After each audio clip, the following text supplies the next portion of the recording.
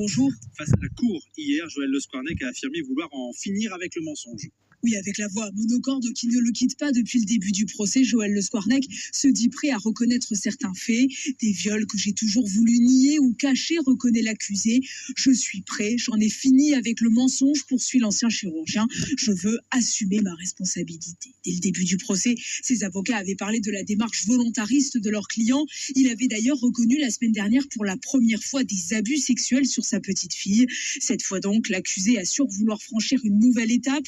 Pendant l'instruction, il avait toujours nié les faits de viol commis sur des jeunes filles prépubères, une ligne rouge qu'il semble aujourd'hui vouloir dépasser. Une démarche de vérité qu'il semble pourtant avoir du mal à appliquer pour l'instant, Margot. Oui, il en a pourtant l'occasion très vite quand l'avocate de la petite voisine qui a permis son arrestation le confronte.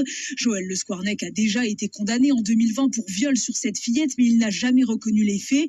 Allez-vous le faire aujourd'hui ? L'interroge Maître Sata. Dans son box, l'accusé marque un silence, puis bafouille. Je ne refuse pas de penser, j'ai pu effectivement commettre un viol chez cette petite fille, finit par murmurer le chirurgien du bout des lèvres. Face aux questions de la présidente aussi, Joël Le Squarnec ne lâche rien et manie l'euphémisme.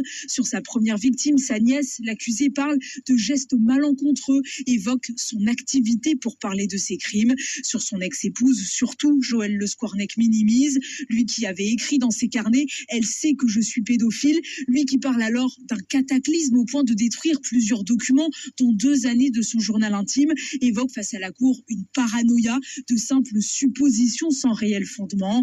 Elle ignorait la quasi-totalité de ce que j'ai fait, jure l'ancien chirurgien. D'une voix toujours égale, le débilan, l'accusé décrit ses 2 vies parallèles, celle du père de famille, du mari, du médecin et celle du pédocriminel qui ne pensait qu'à cela.